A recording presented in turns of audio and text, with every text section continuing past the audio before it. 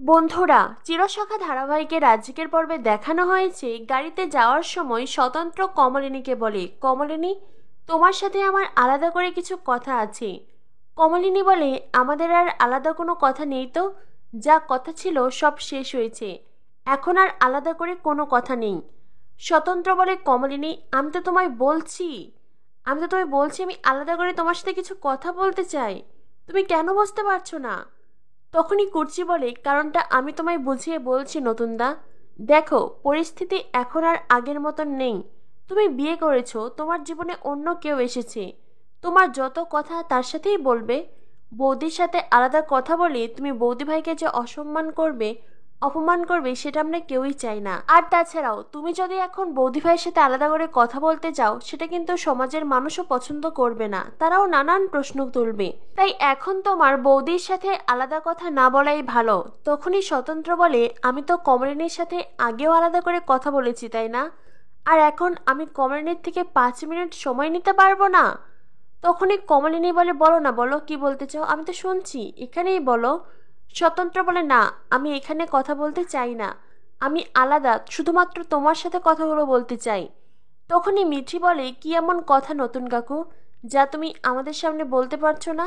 স্বতন্ত্র বলে, আছে রে মিঠি, কিছু কথা আছে যেটা আমি তোদের সামনে বলতে পারবো না, তোর মায়ের সাথেই বলতে হবে।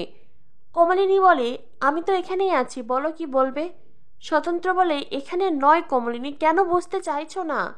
তখনই মিটিল বলে, নতুন কাকু, আমায় তুমি একটা প্রশ্নের উত্তর দেবে। তুমি এই বিয়েটা কেন করলে নতুন কাকু? বিয়ে যখন করলেই একবারও কাকিমার সাথে কেন আলোচনা করলে না? এখন যে কথাগুলো বলতে চাইছো তখন কেন বললে না? আর কাকিমার কথা নয় বাদে দিলাম, তুমি আমাদের সবার সাথে তো আলোচনা করতে পারতে। আচ্ছা, আমাদের কথাও বাদ দিলাম, মিঠি, তোমার জীবনে তো মিঠির গুরুত্ব অনেক, তুমি তো মিঠিকেও কথাটা বলতে পারতে। আচ্ছা, মিঠি নাই ছোট, কিন্তু কাকিমা, তুমি তো বন্ধু হয়ে তাকে বলতেই পারতে। আমি বন্ধুই বললাম, তোমরা তো বন্ধু, একে অপরের বন্ধু, তাই তুমি তোমার জীবনের এত বড় একটা সিদ্ধান্ত বন্ধুর সাথে আলোচনা করতে পারতে না?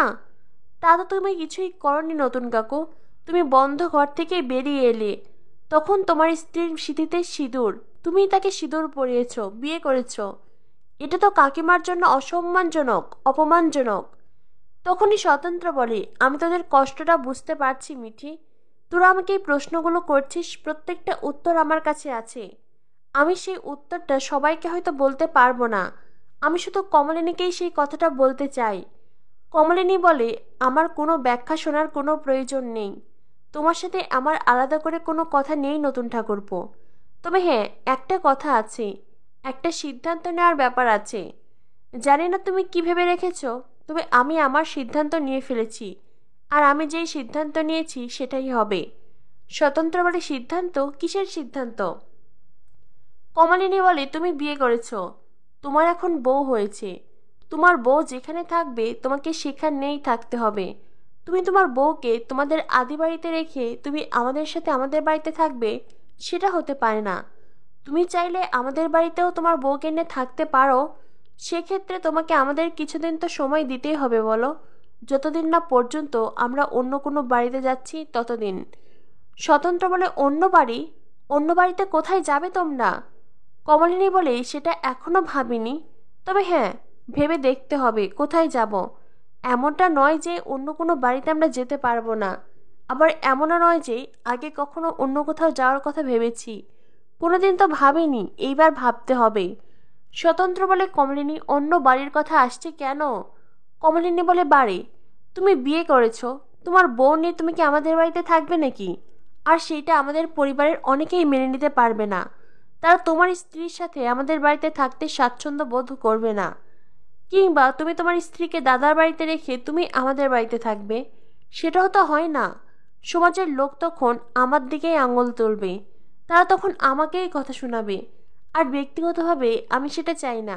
বিয়ে যখন করেছো, একজন মেয়েকে যখন স্ত্রীর মর্যাদা দিয়েছো, তার সাথেই তো তোমাকে থাকতে হবে সারা জীবন, আর এটাই তো নিয়ম। স্বতন্ত্র বলে, কিসের সংসার?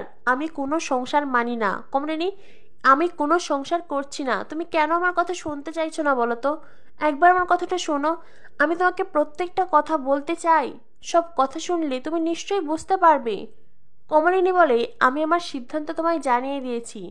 তুমি তোমার বউ যেখানে থাকবে সেখানেই থাকবে, আমাদের সাথে নয়। আর এটাই আমার শেষ সিদ্ধান্ত। এর বাইরে তোমার সাথে আমার অন্য কোনো আলাদা কথা নেই। তুমি বিয়ে করেছো, বেশ করেছো, আমরা সবাই খুশি হয়েছি। তখনই বাবিল বলে, নতুন কাকু, মা যেটা বললো সেটাই ঠিক, জানো তো। তাছাড়া তুমি যদি তোমার নতুন বউকে ছেড়ে আমাদের বাড়িতে থাকো, সেটা নেওয়ার মানুষ আমার মাকেই কথা শোনাবে। কুর্চি বলে, নতুন দা, তোমায় একটা কথা বলি, তোমার ভূমিকা আমাদের জীবনে অনেক। তুমি আমাদের জীবনের অনেকটা জায়গা জুড়ে আছো, এটা ঠিক। কিন্তু তুমি আজ বিয়ে করেছো, তোমার জীবনে অন্য কেউ এসেছে। তুমি তোমার বউকে নিয়ে ওই বাড়িতে থাকবে, আর আমার বৌদি ভাইয়ের ওপরে মানসিক এফেক্ট আসবে, সেটা আমরা কোনো দিন চাই না। আমরা কখনোই আমাদের বৌদি ভাইকে কষ্ট পেতে দেখতে চাই না। আর সেজন্যই তোমাকে তোমার বউকে নিয়ে অন্য জায়গাতেই থাকতে হবে। হয়তো বা ওটা তোমার বাড়ি, ওখানে থাকার সম্পূর্ণ অধিকার তোমার আছে, সেক্ষেত্রে আমাদের অন্য জায়গায় চলে যেতে হবে। স্বতন্ত্র বলে, বাহ। যখন বুবলাই বিয়ে করলো, বর্ষাই বাড়িতে এলো। বর্ষা পছন্দ করছে না বলে আমাকে এই বাড়ি ছেড়ে চলে যেতে হলো। আবারও আমি ওই বাড়িতে আসতে চাইলাম, তখনই চন্দ্র এলো। চন্দ্র পছন্দ করছে না বলে ওই বাড়ি থেকে আমি আবারও চলে গেলাম। চন্দ্র যখন চলে গেল, তোমার দাদাভাই যখন আর ওই বাড়িতে থাকতে পারলো না, তখন তোমরা আবার আমাকে ওই বাড়িতে থাকতে বললে। আর এখন এমন একটা সময়ে তোমরা আবার আমাকে বলছো ওই বাড়ি ছেড়ে চলে যেতে। আমি কি সারা জীবন এগুলোই করব? তখনই কমলিনী বলে, না না, এটা তো আমাদের অন্যায় হয়েছিল, ওটা তো তোমারই বাড়ি। তখনই স্বতন্ত্র বলে, আমার তোমার বাড়ি কি শুরু করেছে বলো তো? এই কথাগুলো কি ভোলা যায় না? মিঠি বলে, না নতুন কাকু, এই কথাগুলো ভোলা যায় না, কারণ এই কথাগুলোই সত্যি, একেবারে সত্যি, আইনের কথা। স্বতন্ত্র বলে, আমি শুধু তোমাদের একটা কথাই বলবো, এই পৃথিবীতে বাঁচতে হলে কাউকে না কাউকে তো বিশ্বাস করতেই হয়, তাই না? তো আমার জীবনে তোরা হলি সেই বিশ্বাসের জায়গা। তোরা যতই জীবনে ভুল করিস না কেন, যতই অন্যায় করিস না কেন, আমি কখনো সেটা বিশ্বাসই করব না, যতক্ষণ না পর্যন্ত তোরা নিজে আমাকে সেটা বলবি। অথচ দেখ, তোরা আমার কোনো কথা না শুনেই আমাকে কাঠগড়ায় দাঁড় করিয়ে দিলি। তোরা একবারও আমার কথাটা বুঝতে চেষ্টা করলি না। যেই মেয়েটা নিজের ইচ্ছায় বিয়ে করেছে, সেই বিয়েটার দায়িত্ব শুধুমাত্র তার, আমি কোনো দায়িত্ব নিতে চাই না। কমলিনী বলে, কেন কেন তুমি মেয়েটার সাথে এত বড় অন্যায় করবে, আর কেন আমরা সেটা মেনে নেব? পার্বতী মেয়েটা তো খুব ভালো, বলো। তাছাড়া তোমার যদি সম্মতি না থাকতো তবে কি বিয়েটা হতো? হতো না। তোমার সম্মতি ছিল বলেই তো বিয়েটা হয়েছে। স্বতন্ত্র বলে, সেই কথাটাই তো আমি তোমায় বলতে চাই, আমাদের মধ্যে কি কথা হয়েছিল সেটাই বলতে চাই। কমলিনী বলে, আমি শুনতে চাই না। স্বতন্ত্র মনে মনে ভাবে, কমলিনী, তোমায় আমি কি করে বোঝাই? আমি ফেঁসে গেছি। পার্বতী আমাকে ভয় দেখিয়ে রেখেছে। আমি যদি সামাজিকভাবে ওকে অসম্মান করি বা এই কথাগুলো বলি, তবে ও কোর্টে যাবে, আমার বিরুদ্ধে কেস করবে। আর এখন ওর দিকেই পাল্লা ভারী। আমি অসহায় হয়েছি কমলিনী। আমি হয়তো সবার সামনে এই কথাগুলো বলতে পারছি না, কিন্তু তোমার সাথে আমি এই কথাগুলো বলতে চাই। শুধুমাত্র তোমাকে এই সত্যিটা আমি জানাতেই চাই, কিন্তু তুমি কেন আমার কথা শুনতে চাইছো না? অন্যদিকে দেখানো হয় অনন্যাদের সাথে আসছে পার্বতী। অনন্যা পার্বতীকে বলে, কিরে, তোর কি মন খারাপ? পার্বতী বলে, আমি ঠিক আছি বৌদি। অনন্যা বলে, এই দেখ, তুই আমাকে একদম বৌদি বলবি না, এখন কিন্তু আমরা দুই যা, তুই আমায় দিদিভাই বলবি, ঠিক আছে? সর্বজিৎ বলে, ছোটবেলা থেকেও তোমায় বৌদি বলে এসেছে, একটুখানি নাম পাল্টাতেও তো সময়ের প্রয়োজন, এত তাড়াতাড়ি ওকে সবকিছু শেখাতে যেও না। তখনই অনন্যা বলে, আমাদের মেয়েদের ভেতরে তুমি কেন কথা বলছো বলো তো? তুমি সব ব্যাপারে একদম কথা বলবে না। সর্বজিৎ বলে, ঠিক আছে ঠিক আছে। তখনই রশ্মি বলে, পার্বতী ঠিক পারবে, মেয়েরা খুব সহজেই খাপ খাইয়ে নিতে পারে। পার্বতী, একটা কথা ভুলে যাবে না, তুমি স্বতন্ত্রের বউ আর অনন্যাদির যা, তাই তাকে তুমি দিদি বলেই ডাকবে। দেখবে এই কথাটা তুমি একদম ভুলবে না। তখনই পার্বতী অনন্যাকে বলে, এমন চুপচাপ আছো যে, তোমার কি মন খারাপ? সর্বজিৎ বলে, মন খারাপ তো হবেই, যা সব কথা শুরু করেছো তোমরা। তখনই অনন্যা বলে, চুপ করো তো, আসল বিষয়টি সেটা নয়। আসল বিষয় হলো, নতুন ওকে আমাদের সাথে রেখে অন্য গাড়িতে গেল, কমলিনীদের গাড়িতে গেল। এটা কি ঠিক হলো নাকি? তখনই সর্বজিৎ প্রসন্নকে বলে, প্রসন্ন ভাই, তুই বরং গাড়িটা দাঁড় করা। প্রসন্ন বলে, কেন কেন সর্বজিৎ দা? সর্বজিৎ বলে, না মানে ওরা আগে সিদ্ধান্ত নিক ওরা পার্বতীকে কোন গাড়িতে বসাবে, এই গাড়িতে নাকি ওই গাড়িতে। প্রসন্ন তখন মিটমিট করে হাসতে হাসতে গাড়ি চালায়। তখনই অনন্যা সর্বজিৎকে বলে, তুমিও না প্রত্যেকটা কথা এইভাবে বলছো, একটা কথা কেন ভাবছো না? ওদের এখন বিয়ে হয়েছে, জোরও খোলা হয়নি, এই সময় কিনা ওরা আলাদা আলাদা গাড়িতে। তাছাড়া এই যে পার্বতী এখন কলকাতায় ফিরছে, ও কোথায় থাকবে বলো তো? না না, আমার তো মনে হচ্ছে না স্বতন্ত্র আমাদের পুরনো বাড়িতে থাকবে। ও হয়তো সেই কমলিনীদের বাড়িতেই উঠবে। পার্বতীকে ওখানেও থাকবে নাকি? ওখানে থাকতে কি ওর ভালো লাগবে? তখনই সর্বজিৎ বলে, সেই বোঝাপড়া না হয় ওদেরকেই করতে দাও। ও না হয় ওর স্বামীর সাথে কথা বলে সিদ্ধান্ত নিক। কিরে পার্বতী, তোর কি আমাদের সাথে আমাদের বাড়িতে থাকতে আপত্তি আছে? দেখ, তোর যদি আপত্তি না থাকে তবে তোকে কমলিনীর বাড়িতেই থাকতে হবে।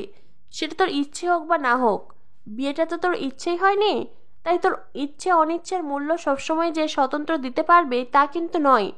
পার্বতী বলে, আমি তো কিছু চাইনি, আর আমি নিজের কোনো ইচ্ছের কথাও বলিনি। তোমরা আমাকে যেখানে রাখবে আমি সেখানেই থাকবো। অনন্যা বলে, পার্বতী, প্লুটো যাওয়ার পরে আমাদের বাড়িটা ফাঁকা হয়ে গেছে, শূন্য হয়ে গেছে। তুমি যদি আমাদের বাড়িতে থাকো আমাদের খুব ভালো লাগবে, কিন্তু কি বলো তো, ওই বাড়িতে যদি নতুন না থাকে তোমাকে শুধু শুধু আমরা কেন ওই বাড়িতে আটকে রাখবো?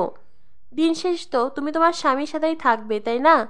তাই নতুন যেখানে থাকবে তোমারও সেখানেই থাকতে হবে। তো বন্ধুরা, বুঝতেই পারছো পার্বতী খুব ভালো করেই নতুন কাকুর ঘাড়ে চেপেছে। কি হতে চলেছে চিরসখা ধারাবাহিকে।